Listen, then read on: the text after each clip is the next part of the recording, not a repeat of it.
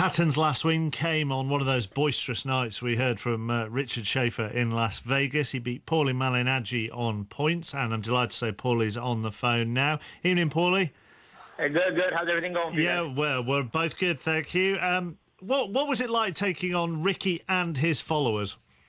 I think one thing Ricky brought to the table for boxing, and that's going to be sadly missed, is not just the amount of people he had following him, but the animation and the emotion that was behind those fans. I think I speak for a lot of fighters. The British fans were the most boisterous and the most fun to fight in front of.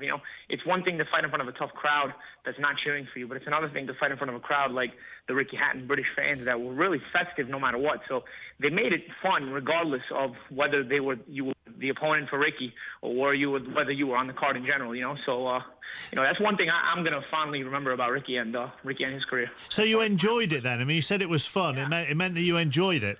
Yeah, absolutely. I didn't enjoy the Cotto fight or the Diaz fight in Houston, but fighting Ricky, even fighting on his card in England and the Manchester Stadium, I didn't get a great ovation from the people. They knew I was going to fight Ricky in the future. And then later in the year, fighting him in Las Vegas, and the British fans came. Obviously, nobody was cheering for me, but they were still boisterous. They were still fun to perform in front of.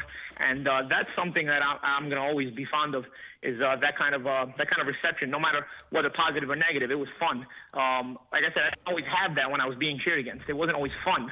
Sometimes it was very abusive when I was fighting Juan Diaz in Texas or Miguel Cotto in Madison Square Garden. But he and British fans were amazing. And that's... What about in the ring, Paulie? He often said that fighters didn't realise how good he was until the first bell rang. What was your experience of fighting him and a fight that went 11 rounds?